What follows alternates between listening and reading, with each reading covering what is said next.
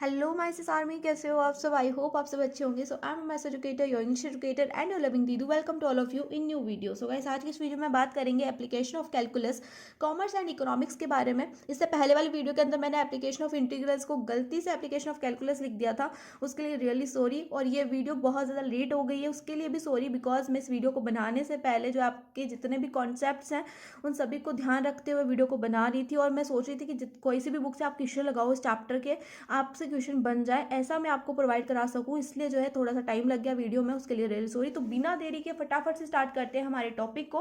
तो टॉपिक के अंदर जो हमारा फर्स्ट टॉपिक आता है वो है इंक्रीजिंग फंक्शन।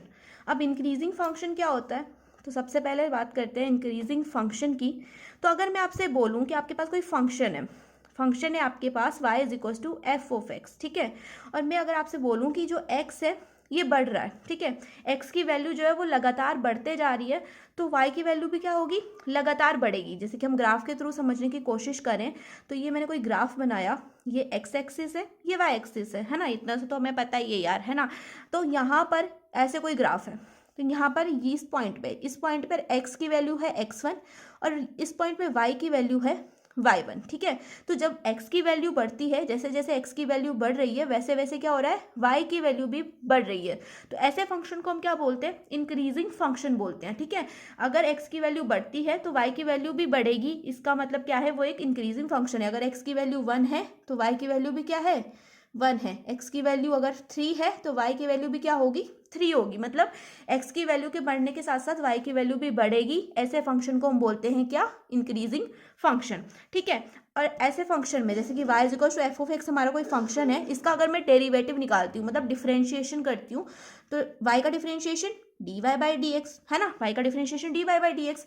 तो ऐसे फंक्शन का अगर हम डिफरेंशिएशन करते हैं तो वो क्या आता है, ग्रेटर देन जीरो आता है, ठीक है। हमेशा डिफरेंशिएशन क्या होगा, ग्रेटर देन जीरो होगा इंक्रीजिंग फंक्शंस का। इंक्रीजिंग फंक्शंस का डेरिवेटिव हमेशा क्या होता है, पॉजिटिव होता है। ये बात ध्यान रखनी है, इंक्रीजिंग फंक्शन का डेरिवेटिव हमेशा क्या होता है, पॉजिटिव होता है, मतलब ग्रेटर देन जीरो होता है, ठीक है। और एक्स के साथ साथ वाई की वैल्यू भी क्या होती है, इंक्रीज होती है। अब बात करते हैं सेकेंड टॉपिक की, वो है डिक्रीजिंग फंक्शन। अब डिक्रीजिंग फंक्शन में क्या होगा, इन्वर्स होगा भाई। एक्स की वैल्यू जैसे जैसे बढ़ेगी वैसे वैसे वाई की वैल्यू घटेगी, या फिर एक्स की वैल्यू जैसे जैसे घटेगी वैसे वैसे वाई की वैल्यू बढ़ेगी। मतलब कुछ ऐसा सा हम ग्राफ को देखने को मिलेगा हमें। तो यहाँ पर जैसे जैसे एक्स की वैल्यू बढ़ रही है, एक्स की वैल्यू जैसे जैसे बढ़ रही है वैसे वैसे वाई की वैल्यू क्या हो रही है, घट रही है ना।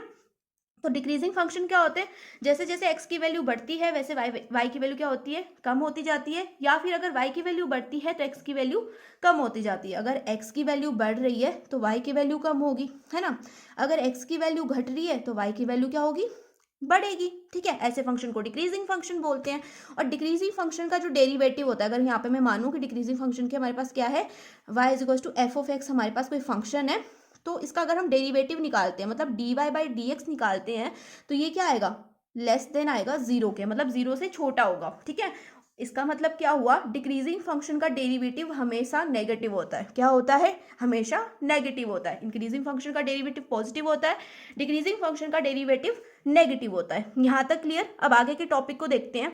अच्छा, तो आप ये मत सोचना कि हम इनके ऊपर क्वेश्चंस नहीं लगाएंगे, क्वेश्चंस लगाएंगे, वीडियो के एंड में लगाएंगे। पहले जो है कॉन्सेप्ट पढ़ लेते हैं, ठीक है, क्योंकि आपको पता है हम कॉन्सेप्ट पहले पढ़ते हैं ताकि सारे के सारे जो हमारे डाउट्स हैं वो क्लियर हो जाए, ठीक है। अब इसके ऊपर क्वेश्चंस कैसे बन सकते हैं, क्वेश्चंस ऐसे बन सकते हैं कि show that the average cost is decreasing. Average cost क्या हो रही है, कम हो रही है। तो इस कंडीशन में क्या करेंगे भाई, एवरेज कॉस्ट अगर डिक्रीज हो रही है तो हम क्या करेंगे, उसका डिफरेंशिएशन करेंगे, उसका डेरिवेटिव निकालेंगे, किसका, एवरेज कॉस्ट का, ठीक है। एवरेज कॉस्ट का डेरिवेटिव निकालेंगे और चेक कर लेंगे कि वो नेगेटिव आ रहा है या पॉजिटिव आ रहा है। नेगेटिव आ रहा है तो डिक्रीज हो रहा है, पॉजिटिव आ रहा है तो डिक्रीज नहीं हो रहा है, मतलब इंक्रीज हो रहा है, ठीक है।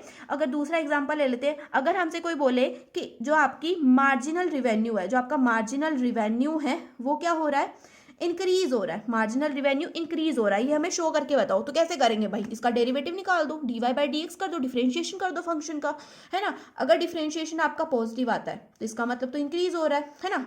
और अगर डिफरेंशिएशन आपका नेगेटिव आता है इसका मतलब क्या हो रहा है, डिक्रीज हो रहा है, ठीक है। पॉजिटिव आता है तो इंक्रीज हो रहा है, नेगेटिव आता है तो डिक्रीज हो रहा है। क्या बड़ी बात है इसमें, है ना। तो ये टॉपिक आई होप आपको क्लियर हो गया होगा। अब बात करते हैं सेकंड टॉपिक की, जो है maxima and minima. Second topic क्या है, मैक्सिमा या फिर मिनिमा, मैक्सिमम या फिर मिनिमम आता है ना, फंक्शंस को मैक्सिमम प्रूव करो, मिनिमम प्रूव करो, है ना, आते हैं ऐसे क्वेश्चंस, चैप्टर नंबर 9 में हमने पढ़ा भी हुआ है। तो देखो भाई, मैक्सिमम और मिनिमा क्या होता है भाई, जैसे कि हमारे पास कोई फंक्शन है y is equal to f of x, ठीक है। अब अगर हमसे बोले कि y की मैक्सिमम वैल्यू बताओ, है ना, यहाँ हमसे बोले कि y की मिनिमम वैल्यू, तो ऐसी कंडीशंस में हम क्या करेंगे भाई, मैक्सिमम और मिनिमम वैल्यू कैसे निकालेंगे। सबसे पहले हम क्या करेंगे, इस फंक्शन का डिफरेंशिएशन फाइंड करेंगे, डेरिवेटिव फाइंड करेंगे, dy by d x find करेंगे। सबसे पहले dy by d x find करा फंक्शन का, फिर क्या करेंगे, उस dy बाई डी एक्स को इक्वल पुट करेंगे किसके, जीरो के, ठीक है। सबसे पहले डेरिवेटिव फाइंड करा, फिर उस डेरिवेटिव को इक्वल पुट करा किसके, जीरो के। उसके बाद में क्या करेंगे, हम वैल्यू फाइंड करेंगे किसकी, एक्स की। किसकी वैल्यू फाइंड करेंगे, वैल्यू हम फाइंड करेंगे एक्स की। फिर उसके बाद में हम फाइंड करेंगे सेकंड डेरिवेटिव, पहले डेरिवेटिव फाइंड करा, फिर डेरिवेटिव को इक्वल टू जीरो प्रूव करा, उसके बाद में एक्स की वैल्यू फाइंड करी, फिर क्या करेंगे, सेकंड डेरिवेटिव निकालेंगे, मतलब डी स्क्वायर वाई अपॉन में डी एक्स स्क्वायर, ठीक है। फिर सेकंड डेरिवेटिव निकालेंगे। और अगर हमारा सेकंड डेरिवेटिव क्या होता है, ग्रेटर देन होता है जीरो के, अगर सेकंड डेरिवेटिव ग्रेटर देन आता है जीरो के, इसका मतलब क्या है, फंक्शन इज मिनिमम, ठीक है, फंक्शन क्या है, मिनिमम है। अगर second derivative is greater than zero, function is minimum. अगर हमारा सेकंड डेरिवेटिव क्या आता है, सेकंड डेरिवेटिव आता है हमारा लेस देन जीरो, जीरो से छोटा है भाई सेकंड डेरिवेटिव, तो इसका मतलब क्या है, फंक्शन जो है हमारा मैक्सिमम है। इसमें उल्टा होता है, ठीक है, अगर नेगेटिव आता है, अगर नेगेटिव आता है इसका मतलब मैक्सिमम है, अगर पॉजिटिव आता है इसका मतलब क्या है, मिनिमम है। इसमें उल्टा होता है, ठीक है, इसमें कंफ्यूज नहीं होना है, ठीक है। मैक्सिमम और मिनिमम का थोड़ा उल्टा चलता है। अगर आपका जो है डेरिवेटिव जो है जीरो से छोटा है, जीरो से छोटा है इसका मतलब क्या है, मैक्सिमम है, जीरो से बड़ा है इसका मतलब क्या है, मिनिमम है। आई होप यहाँ तक क्लियर हो गया होगा। अब इसके क्वेश्चंस कैसे बन सकते हैं भाई, जैसे कि हमसे पूछ लिया जाए कि आपका जो प्रॉफिट है वो मैक्सिमम है, या फिर आपका रिवेन्यू मैक्सिमम है, या फिर आपकी सेल्स जो है मैक्सिमम है, तो हाँ इस कंडीशन में क्या करेंगे, उस चीज़ का, उस फंक्शन का हम क्या करेंगे, पहले जो है डेरिवेटिव निकालेंगे, पहले डिफरेंशिएशन करेंगे, फिर उस डिफरेंशिएशन को जीरो के इक्वल पुट करेंगे, फिर क्या करेंगे, फिर एक्स की वैल्यू निकालेंगे, फिर वापस से उसका सेकंड डेरिवेटिव निकालेंगे, वापस से क्या करेंगे, उसका डिफरेंशिएशन करेंगे। सेकंड डेरिवेटिव का मतलब कोई बड़ी बात नहीं होती, वापस से डिफरेंशिएशन कर देते हैं तो सेकंड डेरिवेटिव आ जाता है, ठीक है। अगर वो सेकंड डेरिवेटिव आपका जो है ग्रेटर देन है जीरो के तो मिनिमम है, अगर लेस देन है जीरो से तो वो मैक्सिमम है। बहुत सिंपल चीज़ है, कोई दिक्कत की बात नहीं है, आगे के जो क्वेश्चंस हम करेंगे उसमें आपको अच्छे से क्लियर हो जाएगा। अब बात करते हैं नेक्स्ट, तो चलो अब बात कर लेते हैं हमारे सेकंड टॉपिक की। वो क्या है, वो है टोटल कॉस्ट, ठीक है। क्या है, टोटल कॉस्ट। अब टोटल कॉस्ट क्या होता है भाई, तो सबसे पहले तो ये समझ लो कि टोटल कॉस्ट जो है दो चीज़ों से मिलकर बनती है। पहली तो है आपकी फिक्स्ड कॉस्ट, पहली तो है आपकी फिक्स्ड कॉस्ट, इसको एफसी भी बोलते हैं। दूसरी है आपकी वेरिएबल कॉस्ट, ठीक है। क्या है, वेरिएबल कॉस्ट, जिसको बोलते हैं हम वीसी, ठीक है। तो टोटल कॉस्ट दो चीज़ों से मिलकर बनता है, एक तो एफसी, दूसरा वीसी।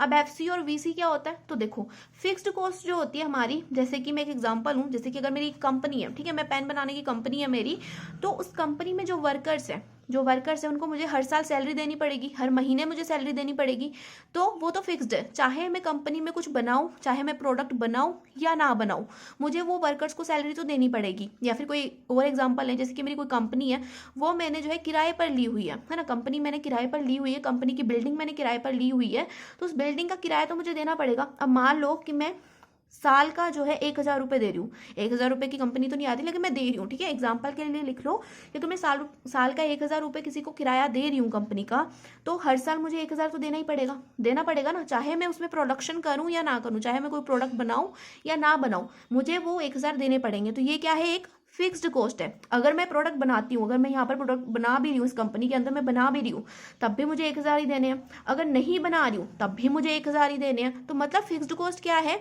ये रहेगी ही रहेगी, चाहे आप कुछ करो, चाहे आप प्रोडक्ट बनाओ या ना बनाओ, फिक्स्ड कॉस्ट जो है आपकी रहेगी ही रहेगी, ठीक है। तो फिक्स्ड कॉस्ट का हमने समझ तो लिया क्या होती है। अब इसका ग्राफ देखते हैं कैसा होता है, ठीक है। तो यहाँ पर ये एक्स एक्सिस है, ये वाई एक्सिस, तो हमारी जो फिक्स्ड कॉस्ट है वो हमेशा कांस्टेंट रहती है। ये हमारी फिक्स्ड कॉस्ट है, ये हमेशा क्या रहेगी, कांस्टेंट रहेगी, चाहे मैं प्रोडक्ट बना रही हूँ या नहीं बना रही हूँ। यहाँ पर मैं प्रोडक्ट नहीं बना रही थी तब भी हमारी फिक्स्ड कॉस्ट यही थी, प्रोडक्ट मैं बना रही हूँ तब भी फिक्स्ड कॉस्ट यही है। ये चेंज नहीं होती, ठीक है। अब बात करते हैं वेरिएबल कॉस्ट की। तो वेरिएबल कॉस्ट, तो मान लो जैसे मेरी कंपनी है पेन बनाने की, तो इस पेन को बनाने में मुझे जो पैसा लगेगा, जैसे कि इसकी बॉडी बनाने में, है ना, प्लास्टिक की बॉडी है, इसको बनाने में जो मेरे को पैसा लगेगा, और इसकी इंक भरने में, इसके अंदर इंक होती है ना, तो इंक को बनाने में जो मेरे को पैसा लगा वो किस में आएगा, वेरिएबल कॉस्ट में आएगा। अब मान लो मुझे एक पेन को बनाने में लगते हैं 3 रुपये, ठीक है, एक पेन को बनाने में मुझे 3 रुपये लगे। अब 10 पेन को बनाने में कितने लगेंगे, 3 इंटू 10 कर दो, 30 रुपीज़ लगेंगे। 11 पेन को बनाने में कितने लगेंगे, 11 इंटू 3 कर दो, 33 हो गए, है ना। तो प्रोडक्शन के हिसाब से क्या हुआ, मेरी जो कॉस्ट है वो चेंज हुई, है ना। 10 पेन को बनाने में 30 रुपीज़ लगे, एक पेन को बनाने में 3 रुपीज़ लगे, 11 को बनाने में 33 लगे, है ना। तो प्रोडक्ट के हिसाब से, जितने नंबर ऑफ प्रोडक्ट मैं बना रही हूँ उसके हिसाब से मेरी कॉस्ट क्या हो रही है, इंक्रीज हो रही है। अगर मैं पेन कम कर देती हूँ तो मेरी कॉस्ट भी क्या हो जाएगी, कम हो जाएगी। अगर मैं पेन ज़्यादा बनाती हूँ तो मेरी कॉस्ट भी क्या हो जाएगी, ज़्यादा हो जाएगी, है ना। तो क्या हो रहा है यहाँ पर, प्रोडक्ट बनाने के साथ में हमारा जो कॉस्ट है वो इंक्रीज या फिर डिक्रीज हो रहा है। तो ऐसी कंडीशन में हम क्या बोलते हैं कि जो वेरिएबल कॉस्ट होती है वो क्या करती है, डिफर करती है किसके साथ में, प्रोडक्ट के साथ में। तो वेरिएबल कॉस्ट का जो ग्राफ होता है वो कैसा बनता है भाई, तो वेरिएबल कॉस्ट का ग्राफ जो है ना आपका ऐसे जाता है। अगर आप एक प्रोडक्ट बना रहे हो तो कॉस्ट भी इतनी सी रहेगी, अगर आप थोड़ा सा ज़्यादा प्रोडक्ट बना रहे हो तो कॉस्ट भी आपकी बढ़ेगी, अगर आप ज़्यादा प्रोडक्ट बना रहे हो तो और ज़्यादा कॉस्ट बढ़ेगी। तो कॉस्ट क्या करती है हमारी, बढ़ती है प्रोडक्ट के साथ में। अगर प्रोडक्ट आप ज़्यादा बनाओगे तो कॉस्ट भी क्या करेगी, बढ़ेगी। लेकिन वेरिएबल कॉस्ट बेचारी हमारी नहीं बढ़ती, आप जितने मर्जी प्रोडक्ट बना लो वेरिएबल कॉस्ट तो उतनी रहेगी। अब आप जैसे कंपनी में वर्कर्स होते हैं उनको ज़्यादा सैलरी थोड़ी ना प्रोवाइड कराने लग जाओगे। अगर आप उनसे 10 प्रोडक्ट बना रहे हो तब भी उतनी सैलरी दे रहे हो, अगर आप उनसे 100 प्रोडक्ट बनवाते हो तब भी उतनी ही सैलरी दोगे, तो उनकी सैलरी तो हमेशा फिक्स रहेगी, है ना। तो वो क्या है, फिक्स्ड कॉस्ट है, ठीक है। एंड आई होप आपको समझ में आ गया होगा कि फिक्स्ड कॉस्ट और वेरिएबल कॉस्ट क्या होता है। अब इनको कंबाइन करके देखते हैं कि फिक्स्ड कॉस्ट और वेरिएबल कॉस्ट मिलकर के कैसा ग्राफ बनाती हैं। तो देखो भाई, यहाँ पर हमने एक ग्राफ प्लॉट करा। अब वेरिएबल कॉस्ट कैसा ग्राफ बनाएगी, फिक्स्ड कॉस्ट और वेरिएबल कॉस्ट कैसा ग्राफ बनाएगी। ये वेरिएबल कॉस्ट जाएगी कुछ ऐसे, यहाँ से लेकर के यहाँ तक का एरिया क्या है, फिक्स्ड कॉस्ट है। फिक्स्ड कॉस्ट कितनी है, इतनी सी है ना, ये तो रहेगी ही रहेगी।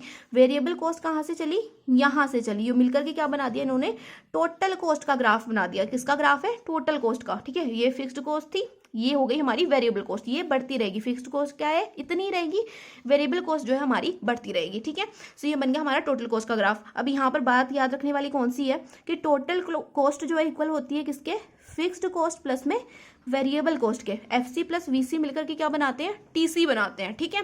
ये बात याद रखनी है। अब इसके ऊपर क्वेश्चंस कैसे बनेंगे भाई, तो जैसे कि हम यहाँ पे ले लेते हैं relation between total cost and level of outcomes. Relation between total cost और लेवल ऑफ आउटकम्स, ठीक है, या फिर आउटपुट, ठीक है। आउटपुट क्या है यहाँ पर, ये प्रोडक्ट है, ठीक है। आउटपुट क्या है, प्रोडक्ट है। तो यहाँ पर हम मान रहे हैं कि एक्स क्या है हमारा, आउटपुट है या फिर प्रोडक्ट है, और सी क्या है हमारी, सी है हमारी टोटल कॉस्ट, ठीक है। तो यहाँ पर हमें एक रिलेशन गिवन है और हमें सी ऑफ एक्स गिवन है, एक फंक्शन गिवन है हमें सी ऑफ एक्स, और ये क्या है, ये है एक्स स्क्वायर प्लस में 2x प्लस में 10, ठीक है। अब हमसे पूछ रहा है, पहला हमसे क्वेश्चन कर रहा है कि ये बताओ कि कॉस्ट ऑफ 5 यूनिट क्या है, 5 यूनिट को बनाने में कितनी कॉस्ट लगेगी। एक तो फर्स्ट क्वेश्चन तो ये पूछ रहा है। सेकंड क्वेश्चन हमसे पूछ रहा है कि वेरिएबल कॉस्ट क्या लगेगी। थर्ड क्वेश्चन हमसे पूछ रहा है कि फिक्स्ड कॉस्ट क्या लगेगी, फिक्स्ड कॉस्ट क्या होगी, वेरिएबल कॉस्ट क्या होगी, और कॉस्ट ऑफ 5 यूनिट्स क्या होगी। ये हमसे कोई क्वेश्चन कर रहा है। तो इस क्वेश्चन को कैसे करेंगे भाई, बहुत सिंपल है करना। सबसे पहले तो हमारे पास फंक्शन क्या है, सी ऑफ एक्स है ना, कॉस्ट ऑफ एक्स क्या है हमारे पास, एक्स स्क्वायर प्लस में 2x प्लस में 10 है, ठीक है। ये हमारे पास क्या है, सी ऑफ एक्स है। तो इसका मतलब क्या है भाई, सी ऑफ एक्स का मतलब क्या है, मुझे बताओ। सी ऑफ एक्स का मतलब क्या हुआ, सी ऑफ एक्स का मतलब हुआ cost of making x product, है ना। एक्स क्या है यहाँ पर, आउटपुट है या फिर प्रोडक्ट है। तो एक्स प्रोडक्ट को बनाने में, या फिर हम बोल सकते हैं एक्स पेन को बनाने में मुझे इतना लगेगा, है ना। एक्स पेन को बनाने में मुझे इतना लगेगा। तो फर्स्ट क्वेश्चन में हमसे क्या पूछ रहा है कि 5 पेन को बनाने में कितना लगेगा, 5 पेन्स को बनाने में कितने रुपए लगेंगे। तो कॉस्ट ऑफ 5 कर देंगे, एक्स की जगह पे क्या करेंगे, 5 पुट कर देंगे। तो यहाँ पे हो जाएगा 5 का स्क्वायर 2 इंटू 5 प्लस में 10। कोई बड़ी बात थी, कोई बड़ी बात नहीं थी भाई। उसने हमसे बोला कि एक्स पेन को बनाने में ये लग रहा है, तो हमें बताना है 5 पेन को बनाने में कितना लगता है। 5 कर दो एक्स की जगह पे, तो 5 का स्क्वायर 25, 2 इंटू 5 10 हो जाएगा। सो यहाँ पे प्लस का साइन लगेगा ना, प्लस में 10, 25 प्लस 10 प्लस 10, ये कितना हो गया, ये हो गया हमारा 45। तो कॉस्ट ऑफ 5 यूनिट्स आ गई हमारे पास क्या, 45। कितना सिंपल था, फर्स्ट क्वेश्चन ऐसे ही सॉल्व हो गया। तो अब बात करते हैं सेकंड वाले क्वेश्चन की। सेकंड वाले क्वेश्चन में हमें निकालनी है वेरिएबल कॉस्ट। अब मैं ऐसे कहूँ कि सेकंड वाले क्वेश्चन को करने से पहले थर्ड वाला क्वेश्चन करते हैं जिसमें हमें निकालना है फिक्स्ड कॉस्ट, क्योंकि फिक्स्ड कॉस्ट को निकालने के बाद में वेरिएबल कॉस्ट को निकालना बहुत ईजी होता है। तो यहाँ पर फिक्स्ड कॉस्ट मैंने आपको बोला है कि जो हमारी टोटल कॉस्ट होती है, टोटल कॉस्ट क्या होती है, वेरिएबल कॉस्ट प्लस में फिक्स्ड कॉस्ट होती है। टोटल कॉस्ट यही होती है ना, वेरिएबल कॉस्ट प्लस में फिक्स्ड कॉस्ट यही होती है। अब अगर मैं यहाँ पर बोलूँ कि आप एक्स को क्या मान लो, एक्स को मान लो 0, एक्स क्या है हमारा, प्रोडक्ट है, पेन है हमारा, एक्स क्या है, पेन है। मुझे यहाँ पर पेन बनाने हैं, 5 पेन बनाने हैं, तो 5 पेन क्या है यहाँ पर, एक्स है, ठीक है, एक्स क्या है हमारा, प्रोडक्ट है। तो अगर मैं एक्स को 0 मान लेती हूँ तो इस कंडीशन में क्या होगा, हमारी जो टोटल कॉस्ट है वो इक्वल हो जाएगी किसके, फिक्स्ड कॉस्ट के। अब ये क्यों इक्वल हुई भाई, ये कैसे इक्वल हो गई, तो देखो यहाँ पर मैंने क्या बोला कि हमारा एक्स क्या है, 0 है। एक्स 0 होने का मतलब क्या है, जैसे कि मान लो मेरी कंपनी है, ये मेरी कंपनी है, ठीक है, इस कंपनी के अंदर मैं क्या करती हूँ, पेन बनाती हूँ, है ना, पेन बनाती हूँ ना मैं। अब मैंने बोला कि यहाँ पर एक्स 0 है, एक्स क्या है यहाँ पर, एक्स है हमारे पेन, पेन क्या है, 0 है, मतलब मैं कंपनी में एक भी पेन नहीं बना रही हूँ, एक भी पेन मैं कंपनी के अंदर नहीं बना रही हूँ। इसका मतलब क्या हुआ, वेरिएबल कॉस्ट 0 हुआ। एक भी पेन मैंने कंपनी के अंदर नहीं बनाया तो वेरिएबल कॉस्ट क्या हुआ, 0 हुआ। अब वापस से रिकॉल करो, वेरिएबल कॉस्ट मैंने क्या बोला था, एक पेन को बनाने में जितना खर्चा आता है वो क्या होता है, वेरिएबल कॉस्ट होता है। तो अगर मैं एक भी पेन नहीं बना रही हूँ तो खर्चा कहाँ से आएगा, एक भी पेन नहीं बना रही हूँ तो खर्चा कहाँ से आएगा भाई।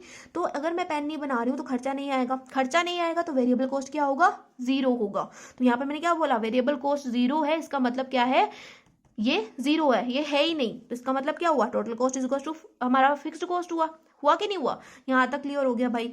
अब टोटल कॉस्ट क्या है हमारा, टोटल कॉस्ट हमारा CX था ना, टोटल कॉस्ट की इक्वेशन यही है। तो अब हम क्या करेंगे, अगर टोटल कॉस्ट 0 है तो एक्स की जगह पे हमें क्या पुट करना है, 0 पुट करना है। यहाँ पर एक्स की जगह पे क्या लिखेंगे, C(0). अब जहाँ जहाँ एक्स दिख रहा है वहाँ पे 0 पुट कर दो, 0 का स्क्वायर 2 × 0 0 प्लस में 10। तो यहाँ पर C(0) क्या आया हमारे पास, C(0) आया हमारे पास में क्या, 10, ठीक है। तो हमारे पास टोटल कॉस्ट आ गई क्या, 10 आ गई। अब हमें निकालनी है क्या, फिक्स्ड कॉस्ट निकालनी है भाई। तो फिक्स्ड कॉस्ट कैसे निकालेंगे, सॉरी वेरिएबल कॉस्ट कैसे निकालेंगे, फिक्स्ड कॉस्ट तो निकल गई ना, मैंने क्या बोला, total cost is equal to fixed cost. तो टोटल कॉस्ट ये आई है तो फिक्स्ड कॉस्ट भी क्या आएगी, F(c) भी क्या आएगा, 10 ही आएगा, है ना। T(c) अगर हमारा 10 आया है, ये क्या है, टोटल कॉस्ट है, टोटल कॉस्ट अगर 10 आई है तो फिक्स्ड कॉस्ट भी क्या आएगी, 10 आएगी। मैं वेरिएबल कॉस्ट निकालने की बात करी थी, गलती से मुंह से फिक्स्ड कॉस्ट निकल गया, ठीक है। तो हमें निकालनी है सॉरी वेरिएबल कॉस्ट। तो वेरिएबल कॉस्ट निकालने के लिए क्या करेंगे, वेरिएबल कॉस्ट निकालने के लिए क्या करेंगे, देखो वेरिएबल कॉस्ट निकालना है तो टोटल कॉस्ट में से अगर हम फिक्स्ड कॉस्ट को माइनस कर देते हैं तो क्या आ जाएगी, वेरिएबल कॉस्ट आ जाएगी। तो टोटल कॉस्ट कितनी है, टोटल कॉस्ट है हमारी x² प्लस में 2x प्लस 10, तो x² प्लस में 2x प्लस 10 लिखो। और हमारी फिक्स कॉस्ट कितनी है, फिक्स कॉस्ट है हमारी 10, तो वेरिएबल कॉस्ट कितनी आई, 10 से 10 कैंसिल, वेरिएबल कॉस्ट आ गई हमारी क्या, x² प्लस में 2x। बस यहाँ तक करना था, इतना सा करना था और क्वेश्चन खत्म। तो आ गया ना समझ में, आई होप तुम्हें ये टॉपिक क्लियर हो गया होगा। अब बात करते हैं नेक्स्ट टॉपिक की जो इसी से रिलेटेड है, वो है क्या, एवरेज कॉस्ट। तो एवरेज कॉस्ट का नाम तो आपने सुना ही होगा। अब एवरेज कॉस्ट क्या होती है भाई, तो एवरेज कॉस्ट की बात कर लेते हैं। तो सबसे पहले तो हेडिंग डाल लो, क्या चल जा भाई, क्या एवरेज कॉस्ट है ना, एवरेज कॉस्ट। अब एवरेज कॉस्ट क्या होती है दीदू, तो एवरेज कॉस्ट को आप ऐसे लेकर के चलो कि ये क्या है, पर यूनिट कॉस्ट है, क्या है ये, पर यूनिट कॉस्ट है, ठीक है। तो ऐसे तो भाई हमें समझ में नहीं आया, हमें तो भाई एग्जाम्पल के साथ समझना है, तो एग्जाम्पल के साथ में भी समझा देते हैं। तो जैसे कि मैंने एग्जाम्पल लेती हूँ कि मेरे को 10 पेन बनाने में, 10 पेन बनाने में मेरे को कॉस्ट आती है कितनी, 30 रुपये, है ना। एक पेन को बनाने में मेरे को 30 रुपये 3 रुपये लगते हैं, तो 10 पेन को बनाने में मेरे को कितनी कॉस्ट आई, 30 रुपये आई। 11 पेन को बनाने में 33 रुपये, है ना। 12 पेन को बनाने में 36 रुपीज़, ये मेरे को आ रही है क्या, कॉस्ट। अब मैं यहाँ पर बोलूँ अगर मेरे को एवरेज कॉस्ट निकालनी है, एवरेज कॉस्ट का मतलब हुआ पर यूनिट कॉस्ट, मतलब अगर 10 पेन को बनाने में मेरे को 30 रुपये लग रहे हैं तो एक पेन को बनाने में कितने रुपये लग रहे हैं, एक पेन को बनाने में कितने लग रहे हैं, 30/10 कर दो, 30/10 कर दो, 30/10 क्या होएगा, 30/10 3 होगा, है ना। अगर मुझे 11 पेन को बनाने में 33 रुपीज़ लग रहे हैं तो एक पेन को बनाने में कितने रुपए लगेंगे, 33/11, ये भी 3 आएगा। 12 पेन को बनाने में अगर मुझे 36 रुपये लग रहे हैं तो एक पेन को बनाने में कितने लगेंगे, 36/12 कर दो, ये हो जाएगा 3। तो इसका मतलब क्या हुआ, एवरेज कॉस्ट क्या आई हमारी, एवरेज कॉस्ट आई हमारी 3 रुपीज़। तो इसका हम सीधा सीधा मतलब क्या निकाल सकते हैं कि एवरेज कॉस्ट कैसे निकलेगी, एवरेज कॉस्ट निकलेगी हमारी कैसे, टोटल कॉस्ट अपॉन में आउटपुट, टोटल कॉस्ट अपॉन में आउटपुट करके क्या निकलेगी, हमारी एवरेज कॉस्ट निकलेगी। अब आउटपुट क्या है तुम्हारा, आउटपुट है प्रोडक्ट, आउटपुट क्या था, प्रोडक्ट था ना, पेन था हमारा आउटपुट, आउटपुट क्या है, पेन है, ठीक है, यहाँ पर पेन लेके चलो, आउटपुट क्या है हमारा, पेन है। तो एवरेज कॉस्ट कैसे निकलती है, टोटल कॉस्ट अपॉन में क्या करेंगे, पेन करेंगे, टोटल कॉस्ट अपॉन में प्रोडक्ट करेंगे, तो हमारी क्या आएगी, एवरेज कॉस्ट आएगी। मेरे को एक पेन की एवरेज कॉस्ट निकालनी, कैसे आई, टोटल कॉस्ट अपॉन में क्या कर दिया, यूनिट्स कर दी, तो हमारी क्या आ गई, एवरेज कॉस्ट आ गई। तो इसका फॉर्मूला, आप आउटपुट को क्या बोल सकते हो, आउटपुट को आप क्यू भी बोल सकते हो या फिर आप इसको एक्स भी बोल सकते हो। मैथमेटिक्स के अंदर इसको एक्स बोलते हैं, तो हम क्या लिखेंगे, एवरेज कॉस्ट हमारी होती है टोटल कॉस्ट अपॉन में एक्स, ठीक है। एवरेज कॉस्ट निकालनी है, टोटल कॉस्ट को हम डिवाइड कर देंगे किससे, एक्स से, तो हमारी एवरेज कॉस्ट हमारे हाथ में होगी, ठीक है। तो यहाँ पर एवरेज कॉस्ट का टॉपिक भी कंप्लीट होता है। अब बात करते हैं मार्जिनल कॉस्ट की। तो अब मार्जिनल कॉस्ट क्या होती है भाई, एवरेज कॉस्ट हमने पढ़ लिया, मार्जिनल कॉस्ट क्या होती है। तो मार्जिनल कॉस्ट का मतलब है, एक मिनट रुको, मार्जिनल कॉस्ट का मतलब क्या है, मार्जिनल कॉस्ट का मतलब है एडिशनल कॉस्ट। क्या है, एडिशनल कॉस्ट। अब एडिशनल कॉस्ट क्या है भाई, तो देखो, जैसे कि एक प्रोडक्ट को बनाने में, 10 प्रोडक्ट को बनाने में मुझे कितने रुपए लग रहे हैं, कितनी कॉस्ट लग रही है, 30 रुपए लग रही है। 11 को बनाने में मुझे 33 रुपए लग रहे हैं। 12 को बनाने में मुझे लग रहे हैं 36 रुपए, ठीक है। तो अगर हम यहाँ पे निकालें मार्जिनल कॉस्ट, ठीक है, मार्जिनल कॉस्ट अगर हम यहाँ पे निकालें तो 10 प्रोडक्ट बनाने के बाद में 11वें प्रोडक्ट को बनाने में मेरे को कितने रुपए लगे, 10 प्रोडक्ट को बनाने में 30 रुपए लगे, तो 11वें प्रोडक्ट को बनाने में मुझे कितने लगे, 33 माइनस 30 करो, कितना आया, 3 आया, है ना। 11 प्रोडक्ट को बनाने में मुझे 33 रुपीज लगे, 12 को बनाने में कितने लगे, 36 लगे। बीच का मार्जिन कितना आया, 36 माइनस 33 कितना हुआ, 3 हुआ। तो मार्जिनल कॉस्ट क्या है, मार्जिन है, बीच का मार्जिन कितना है, मतलब 10 प्रोडक्ट को बनाने में मेरे को 30 रुपए लग रहे हैं, तो 11वें प्रोडक्ट को बनाने में मुझे कितने एक्स्ट्रा पैसे देने पड़े, 3 रुपए ज्यादा देने पड़े ना 11वें प्रोडक्ट को बनाने में मेरे को। तो यही क्या है, मार्जिनल कॉस्ट है। अब अगर हम बात करें मार्जिनल कॉस्ट की, तो मार्जिनल कॉस्ट निकालते कैसे हैं, तो मार्जिनल कॉस्ट को हम डिनोट करते हैं एमसी से। अब इसको निकालेंगे कैसे, हम यहाँ पे क्या कर देंगे, डेरिवेटिव कर देंगे किसका, टोटल कॉस्ट का, डेरिवेटिव कर देंगे किसका, टोटल कॉस्ट का। तो हमारे पास क्या आ जाएगी, मार्जिनल कॉस्ट आ जाएगी। तो मार्जिनल कॉस्ट आ गई हमारी। अब बात करते हैं marginal cost of average cost. अब मार्जिनल ऑफ एवरेज कॉस्ट क्या होता है भाई, मार्जिनल ऑफ एवरेज कॉस्ट क्या होता है, तो मार्जिनल ऑफ एवरेज कॉस्ट को डिनोट किससे करते हैं, मार्जिनल ऑफ एवरेज कॉस्ट को डिनोट करते हैं हम किससे, एम ऑफ एसी से। एसी क्या है यहाँ पर, एवरेज कॉस्ट है, एम क्या है यहाँ पर, मार्जिनल है। तो मार्जिनल ऑफ एवरेज कॉस्ट कैसे निकालते हैं भाई, तो एक चीज याद रखना, किसी भी चीज के आगे, किसी भी क्वांटिटी के आगे अगर मार्जिनल शब्द लग जाए, इसका मतलब क्या है, उस क्वांटिटी का करना है हमें डिफरेंशिएशन। मतलब अगर यहाँ पर एवरेज कॉस्ट के आगे मार्जिनल लग रहा है, इसका मतलब क्या है, एम ऑफ एसी कैसे निकलेगा, एम ऑफ एसी निकलेगा, हम क्या करेंगे, डिफरेंशिएशन करेंगे किसका, एवरेज कॉस्ट का। अगर मुझे मार्जिनल ऑफ एवरेज कॉस्ट निकालना है, इसका मतलब क्या करेंगे, डिफरेंशिएशन करेंगे एवरेज कॉस्ट का। ये बात अपने दिमाग में घोल के पी लो कि अगर किसी भी चीज के आगे मार्जिनल लग रहा है, इसका मतलब क्या करना है, हमें उसका डिफरेंशिएशन करना है। तो यहाँ पर एवरेज कॉस्ट के आगे मार्जिनल लग रहा है, इसका मतलब क्या है, एवरेज कॉस्ट का डिफरेंशिएशन करना है। तो मार्जिनल एवरेज कॉस्ट आपको समझ में आ गया, बिल्कुल समझ में आ गया। अब बात करते हैं marginal of marginal cost, marginal of marginal cost. तो स्पेलिंग गलत हो रही है मेरे को पता है, तो थोड़ा सा इसको इग्नोर मारना। मार्जिनल ऑफ मार्जिनल कॉस्ट अगर हमें निकालनी है, मतलब मार्जिन ऑफ मार्जिनल कॉस्ट का मतलब क्या हुआ, marginal of MC, marginal of marginal cost, इसको ऐसे डिनोट करते हैं।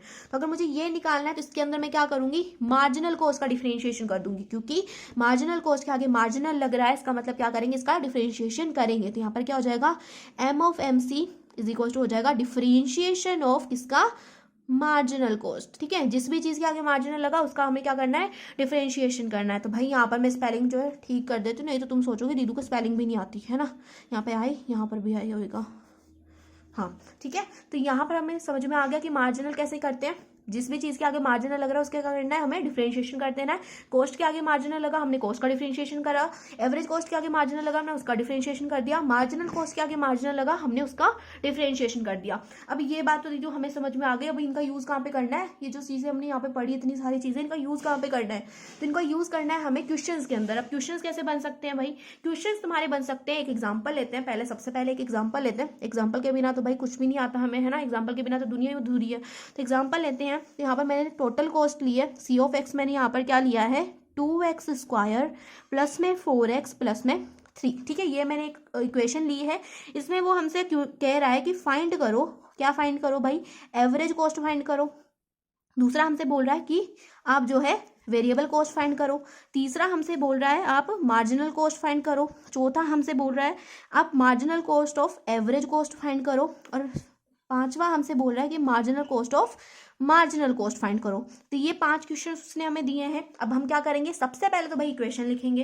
तो इक्वेशन क्या है हमारी, कॉस्ट क्या है हमारी 2x² प्लस में 4x प्लस में 3, ये क्या है हमारी कॉस्ट है। तो सबसे पहले बात करते हैं एवरेज कॉस्ट की। एवरेज कॉस्ट कैसे निकालेंगे भाई, एवरेज कॉस्ट निकालने का क्या मतलब है, एवरेज कॉस्ट किसी चीज़ की एवरेज कॉस्ट कैसे निकालते हैं, टोटल कॉस्ट अपॉन क्या कर देते हैं, एक्स कर देते हैं। अब यहाँ पे टोटल कॉस्ट क्या है, टोटल कॉस्ट है हमारी 2x² प्लस में 4x प्लस में 3 अपॉन कर देंगे एक्स से डिवाइड कर दो। एवरेज कॉस्ट मतलब टोटल कॉस्ट को डिवाइड कर दो एक्स से, तुम्हारा काम बन गया। यहाँ पर टोटल कॉस्ट को हमने डिवाइड कर दिया एक्स से, यहाँ पर एक्स से डिवाइड होगा तो एक्स से ये स्क्वायर कट गया, मतलब यहाँ पे आएगा 2x, यहाँ पर एक्स से एक्स कटेगा, यहाँ पे 4 आएगा, यहाँ पे हो जाएगा 3 अपॉन में एक्स। ये आ गई हमारी क्या, एवरेज कॉस्ट। फर्स्ट क्वेश्चन हो गया सॉल्व। अब बात करते हैं सेकंड क्वेश्चन की। सेकंड क्वेश्चन है हमारा वेरिएबल कॉस्ट। वेरिएबल कॉस्ट को हम कैसे निकालेंगे, पहले निकालेंगे फिक्स्ड कॉस्ट, और फिक्स्ड कॉस्ट का क्या करेंगे, टोटल कॉस्ट में से माइनस कर देंगे तो हमारी वेरिएबल कॉस्ट आ जाएगी। तो सेकंड क्वेश्चन को करने के लिए क्या करेंगे, सबसे पहले मैं आपको बोला हुआ है कि एक्स को क्या मान लो, 0 मान लो, कि हमने कुछ भी नहीं बनाया कंपनी के अंदर, हमने कुछ भी नहीं बनाया, एक भी पेन हमने कंपनी के अंदर नहीं बनाया। इसका मतलब क्या है, आपकी जो टोटल कॉस्ट है वो इक्वल हो गई FC के, मतलब फिक्स्ड कॉस्ट के। अब यहाँ पर हमारी जो टोटल कॉस्ट है वो क्या है, टोटल कॉस्ट क्या है हमारी, टोटल कॉस्ट है 0 + 0 + 3। अब ये कहाँ से लिया मैंने भाई, इक्वेशन से लिया ना। इक्वेशन के अंदर एक्स की जगह पे 0 पुट कर दिया। इक्वेशन क्या थी हमारी, इक्वेशन क्या थी 2x² प्लस में 4x प्लस 3 था ना, तो एक्स की जगह पे मैंने क्या करा, 0 पुट करा। 0 का स्क्वायर 0, 2 × 0 0, ठीक है, 4 × 0 0, और यहाँ पर क्या आ गया 3 आ गया। तो मेरी टोटल कॉस्ट की आई, टोटल कॉस्ट मेरी आई 3, और टोटल कॉस्ट की इक्वली क्या है मेरी, फिक्स्ड कॉस्ट है, मतलब फिक्स्ड कॉस्ट भी क्या है मेरी 3 आई। अब मुझे यहाँ पे निकालना है VC मतलब वेरिएबल कॉस्ट। तो वेरिएबल कॉस्ट क्या होता है, टोटल कॉस्ट माइनस में fixed cost. Total cost minus में फिक्स्ड कॉस्ट क्या होता है, वेरिएबल कॉस्ट होता है। अब टोटल कॉस्ट क्या है हमारी, टोटल कॉस्ट है हमारी 2x² प्लस में 4x प्लस में 3, ये क्या है हमारी टोटल कॉस्ट है। ये क्या थी हमारी टोटल कॉस्ट थी ना, तो टोटल कॉस्ट में से अगर हम फिक्स्ड कॉस्ट को माइनस कर देते हैं, मतलब 3 को माइनस कर देते हैं, तो हमारी आ जाएगी वेरिएबल कॉस्ट। तो वेरिएबल कॉस्ट क्या आती है, यहाँ से 3 से 3 कैंसिल, हमारी वेरिएबल कॉस्ट आ गई 2x² प्लस में 4x। अब एक और चीज़ बताती हूँ मैं आपको, एक ट्रिक है ना, ट्रिक हमेशा यूज़ नहीं करनी है पर मैं बता रही हूँ यहाँ पे आपको। वेरिएबल कॉस्ट क्या होती है, ये जो आपकी टोटल कॉस्ट होती है ना, इसमें जो आगे वाला इतना सा पार्ट होता है ये वेरिएबल कॉस्ट होती है, और ये पीछे वाला पार्ट क्या होता है आपका, फिक्स्ड कॉस्ट होता है। ठीक है, ये मैं आपको ट्रिक बता रही हूँ, लेकिन यूज़ ज़्यादा मत करना। एक बार अगर आप ट्रिक यूज़ कर लेते हो तो उसके बाद में आप चेक कर लेना, ठीक है, एक बार जो है श्योरिटी कर लेना कि राइट है कि नहीं है, क्योंकि हर क्वेश्चन में ये ट्रिक काम नहीं करती। ठीक है, तो वेरिएबल कॉस्ट आगे वाला पार्ट होता है, फिक्स्ड कॉस्ट पीछे वाला पार्ट होता है। तो यहाँ पर हमारा सेकंड क्वेश्चन भी कंप्लीट होता है। अब बात करते हैं थर्ड क्वेश्चन की। थर्ड क्वेश्चन में हमें क्या निकालना था, थर्ड क्वेश्चन में हमें निकालनी थी marginal cost. Marginal cost, marginal cost का मतलब क्या है, हमें डिफरेंशिएशन करना है, किसका करना है डिफरेंशिएशन, कॉस्ट का डिफरेंशिएशन करना है। जिस भी चीज़ के आगे जो है आपका मार्जिनल लग जाता है उस चीज़ का हमें डिफरेंशिएशन करना पड़ता है। तो यहाँ पे कॉस्ट के आगे मार्जिनल लग गया, इसका मतलब कॉस्ट का डिफरेंशिएशन। अब कॉस्ट क्या है, कॉस्ट तो यही है ना भाई, तो कॉस्ट का डिफरेंशिएशन कर दो तो मार्जिनल कॉस्ट आ जाएगी। तो डिफरेंशिएशन ऑफ 2x² प्लस में 4x प्लस में 3। अब भाई डिफरेंशिएशन तो करना भैया बहुत आसान है दीदू, हमें तो आता है डिफरेंशिएशन करना, आप मत ही बताओ, है ना। तो डिफरेंशिएशन इस चीज़ का करेंगे तो डिफरेंशिएशन क्या आएगा, मैं करके नहीं बताऊंगी यहाँ पे, ठीक है, डिफरेंशिएशन वाली वीडियोस देख लो, अपने आप आ जाएगा। जिसका डिफरेंशिएशन करते हैं तो 2x² का डिफरेंशिएशन क्या हो जाएगा, 2x² का डिफरेंशिएशन 4x प्लस में 4x का डिफरेंशिएशन क्या होगा, 4x का डिफरेंशिएशन होगा 4, और 3 का डिफरेंशिएशन 0, क्योंकि 3 क्या है कांस्टेंट, और कांस्टेंट का डिफरेंशिएशन हमेशा क्या आता है, 0 आता है। ठीक है, तो मार्जिनल कॉस्ट आ गई हमारे पास में 4x प्लस में 4। तो क्वेश्चन नंबर थर्ड भी हमारा कंप्लीट हो गया। अब बात करते हैं क्वेश्चन नंबर 4 की। तो क्वेश्चन नंबर क्या है हमारा, marginal cost of average cost. अब हमें क्या करना है, एवरेज कॉस्ट का मार्जिनल कॉस्ट करना है, मतलब डिफरेंशिएशन करना है हमें किसका, एवरेज कॉस्ट का, क्योंकि एवरेज कॉस्ट के आगे क्या लग रहा है, मार्जिनल लग रहा है। इसका मतलब क्या करना है, एवरेज कॉस्ट का डिफरेंशिएशन करना है। तो इसका डिफरेंशिएशन करेंगे तो क्या आएगा, एवरेज कॉस्ट क्या आई थी हमारी, एवरेज कॉस्ट आई थी हमारी, क्या आई थी यहाँ पे पहले देखती हूँ मैं, ये क्या थी हमारी एवरेज कॉस्ट थी ना, इसका क्या कर देंगे डिफरेंशिएशन कर, मतलब डिफरेंशिएशन ऑफ 2x प्लस में 4 प्लस में 3/x, इसका हमें क्या करना है, डिफरेंशिएशन करना है। तो इसका डिफरेंशिएशन मैं आपको करके बता देती हूँ। तो dy/dx ऑफ 2x प्लस में dy/dx ऑफ 4 प्लस में dy/dx ऑफ 3/x। ठीक है, तो 2x का डिफरेंशिएशन क्या होगा, 2 बाहर, x का डिफरेंशिएशन 1, तो 2x का डिफरेंशिएशन हो गया 2 प्लस में 4 का डिफरेंशिएशन 0, क्योंकि ये क्या है कांस्टेंट, और कांस्टेंट का डिफरेंशिएशन क्या होता है, 0 होता है। अब 3x का डिफरेंशिएशन कैसे करें भाई, 3x का डिफरेंशिएशन कैसे करें, तो आपको पता होगा कि डिफरेंशिएशन ऑफ 1/x क्या होता है, 1/x होता है हमारा माइनस का 1/x²। तो 3x का डिफरेंशिएशन क्या होगा, माइनस का 3/x²। तो ये क्या आ गया हमारा, मार्जिनल ऑफ एवरेज कॉस्ट आ गया। ठीक है, यहाँ पर फोर्थ वाला क्वेश्चन भी हमने निपटा दिया। अब फटाफट से फिफ्थ वाला क्वेश्चन भी कर लेते हैं। तो फिफ्थ वाला क्वेश्चन हमें गिवन है मार्जिनल ऑफ वेरिएबल कॉस्ट। तो हमें क्या करना है, वेरिएबल कॉस्ट का क्या करना है, मार्जिनल कॉस्ट निकालनी है। अब आप बोलोगे दीदी ये तो चीटिंग है, आपने वेरिएबल कॉस्ट का मार्जिनल कॉस्ट निकालना तो बताया नहीं था, आपने मार्जिनल कॉस्ट का मार्जिनल कॉस्ट निकालना बताया था। तो यार मैंने आपको बताया है ना कि जिस भी चीज़ के आगे मार्जिनल लग जाता है उसका क्या करना पड़ता है, हमें डिफ्रेंशिएशन करना पड़ता है। तो यहाँ पर हम सिंपली क्या करेंगे, वेरिएबल कॉस्ट का डिफ्रेंशिएशन कर दो भाई, तो आपका क्या आ जाएगा, marginal cost of variable cost आ जाएगा। जिस भी चीज़ के आगे मार्जिनल लगता है उसका सिंपली डिफ्रेंशिएशन कर दो बिना कुछ सोचे समझे। ठीक है, तो वेरिएबल कॉस्ट का हम क्या कर देंगे, डिफरेंशिएशन कर देंगे, तो हमारे पास आ जाएगा मार्जिनल ऑफ वेरिएबल कॉस्ट। तो यहाँ तक क्लियर है।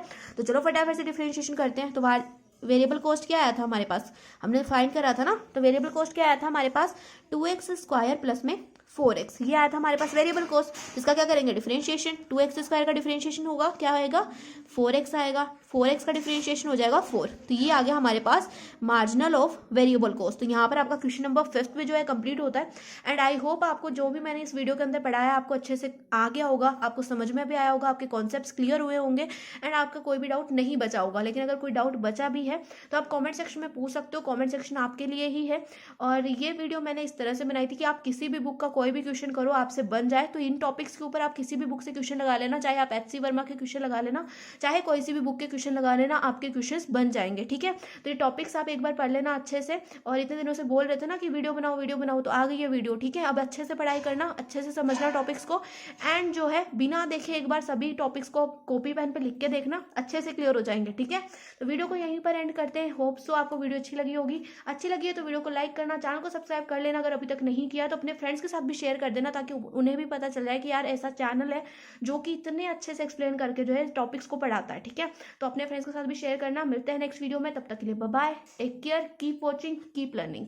एक आखिरी बात सुन करके जाओ, यहाँ पर जो आपका टॉपिक है application of calculus commerce and economics complete नहीं हुआ है पूरी तरह से। यहाँ पे मैंने छोटा सा पार्ट बताया उसका। ठीक है, थोड़े से टॉपिक्स बताए, अभी बहुत सारे टॉपिक्स बाकी हैं। ठीक है, तो वीडियो थोड़ी सी लेंथी हो जाती है इसलिए मैंने यहाँ पर कट कर दिए। बाकी के जो पार्ट्स हैं, बाकी के जो टॉपिक्स हैं वो नेक्स्ट वीडियो के अंदर आएंगे। तो नेक्स्ट वीडियो के अंदर मिलते हैं। अब जाओ फटाफट से पढ़ाई करो।